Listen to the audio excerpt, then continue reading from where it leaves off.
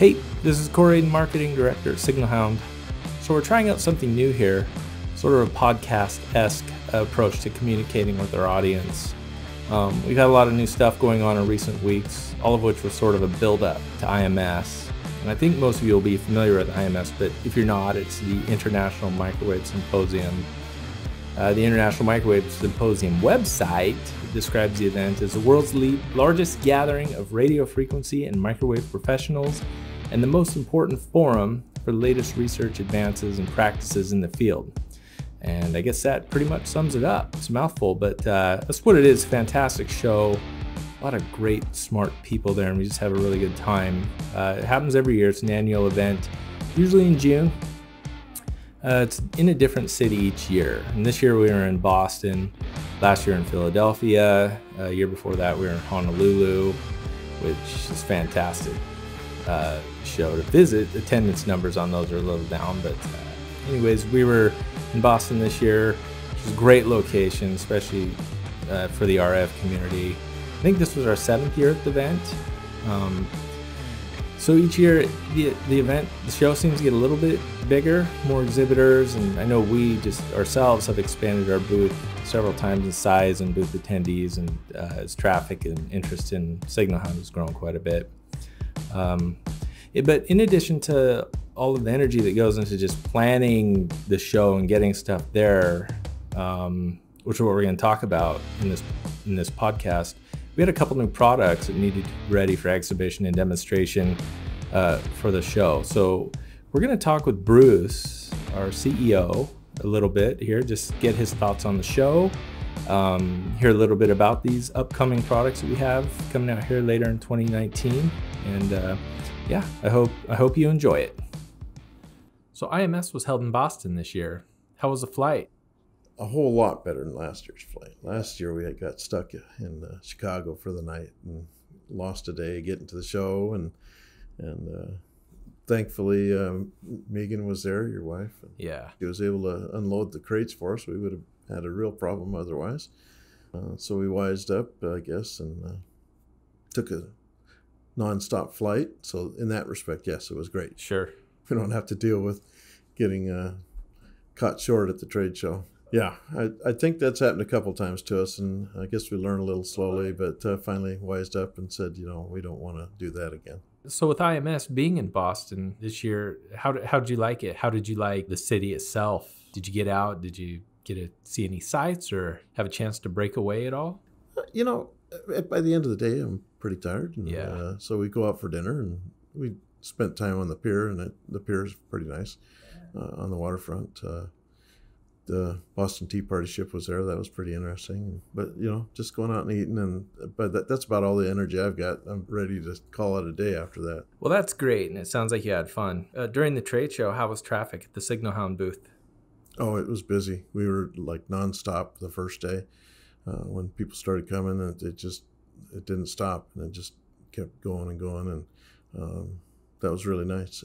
We get a whole year's worth of marketing knowledge from just a couple of days of interaction with all these people. Because, the people that come to IMS are the people that invented the technology and the people that are the creators of the technology of microwave industry. So you get legends, and you get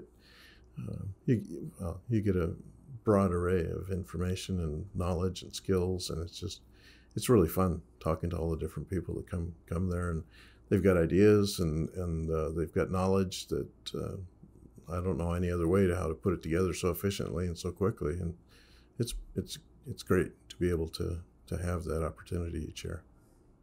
So you say a whole year's worth of marketing knowledge. How many actual days were you on the show floor?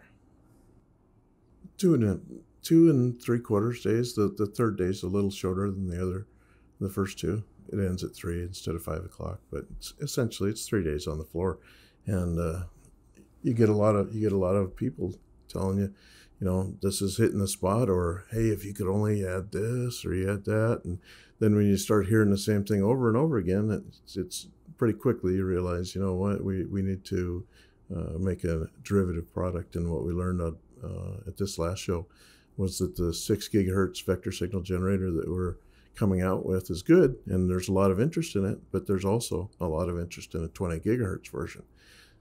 We had proposed doing a 800 meg bandwidth, 20 gigahertz version, and people are, what we're hearing from two different communities. One community loves the 800 megahertz bandwidth, the intelligence community. They'll take as much as you can give them, but the just general purpose test and measurement, they're saying 40 megahertz is going to do a lot of work. And, if we can just hand them 40 megahertz of bandwidth up to 20 gigahertz, it's going to take care of a lot of needs. And it'll be a hit at the price point that we're likely to be coming in at, because there's just nothing in the price point where we're at on the 6 gigahertz version. And even if the 12 gigahertz or 20 gigahertz version was just twice the price or even 3 times the price, it's still way lower than anything else that's out there competing.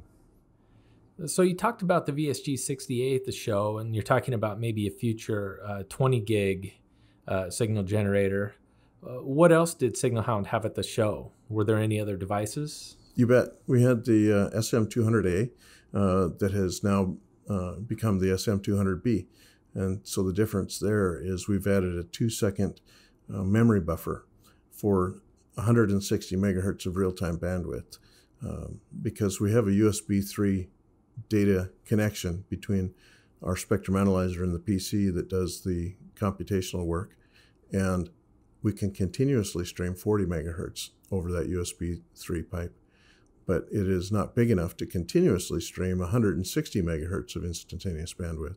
And so if we want to get that much bandwidth into the PC, there's a couple of ways. You either have to have a bigger pipe, or you have to have a memory that you can then take longer to transfer. So the step that we've taken is to take and put a memory in there so that 2 seconds of 160 megahertz bandwidth can be captured, and then it takes about 8 seconds to transfer it over USB 3 into the PC for post-processing. We've also got plans now to have the bigger pipe.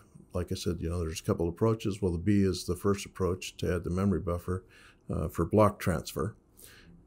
And then we can, what we're doing now is working on adding 10 gigabit Ethernet, or making a version, the SM200C, using 10 gigabit Ethernet as the data pipe going into the PC, so that we can continuously stream 160 megahertz of bandwidth.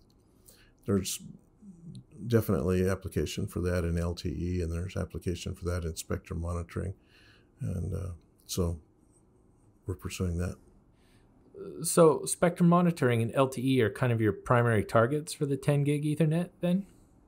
There's a primary use cases that we're aware of and that people are asking for that capability on. I mean, there's other people that are using bandwidth of that amount, but the biggest ones right now are LTE and being able to also do spectrum monitoring and correlating signals that are separated a large amount apart, and the bigger the better. Cool. So those are some new and upcoming products. You talked about the feedback that you received at the VSG68 at the show. What was the overall reception of the VSG68 and the SM200B? Was it what you expected? Well, we go to 2 shows a year. So we go to the IMS show, which is General Microwave Test and Measurement and Communications.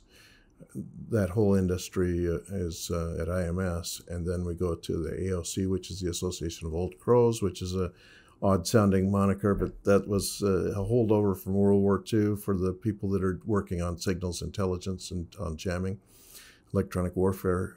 So at the AOC conference, that's where the intelligence community goes to see what new toys are available. So what we hear and see at IMS is not our whole market. It's a big part of the market, but then AOC also is a big part of the market. So what we learned at IMS is going to be different than what we learned at AOC each year. When will the VSG60A and the SM200B be available for purchase? Well, on the VSG60 and on the SM200B, I've told everybody November time. The reason I've said November is because there's always problems and you always have to wait. You never know what's going to come up. And so I gave a couple extra months of leeway when I said November. I'm hoping to get it out a little sooner, but I don't want to raise people's hope too much. So hopefully it sounds like by the end of this year, 2019, it will be available. Yeah, I mean, we've got the design, we've got a prototype up and running, we've got the parts docking. So yeah, there should be nothing to stop us. Cross your fingers. That sounds great. Well, I don't want to keep you much longer. I know you've got a lot to do, but it sounds like you liked going to the show. Oh yeah, it's important. It's critical for us, I think, because of all that we learn. I know, relatively speaking, that Signal Hound is a smaller company in the industry, and travel dollars spent on trade shows like this can impact the bottom line a little bit more than they may a larger company. Do you ever hesitate on spending for conventions or visiting shows like this? It's really hard to quantify how much value comes out of anything that you're doing in advertising or marketing research. You just keep poking at it, and things work, and you never know how much to attribute to any one thing. But I absolutely know that we get a lot of networking out of it, get to know a lot of people in the industry, get to know a lot of backstories. We also are able to get exposure to where people learn about us that have never seen us before. So there's a lot of intangible benefits that are, it's really hard to quantify, but the general working knowledge or common wisdom is, you need to go to these trade shows because it's just part of being in the community, in the microwave community. Sounds great, Bruce. Thank you for all your time and the information you've given us here. We really appreciate it. And I know that all the people listening to this will appreciate it as well. It's always fun to see and hear the inner workings of any company, let alone kind of a up-and-coming smaller company like Signal Hound as it works its way onto the scene. So thank you very much. Thank you, Corey.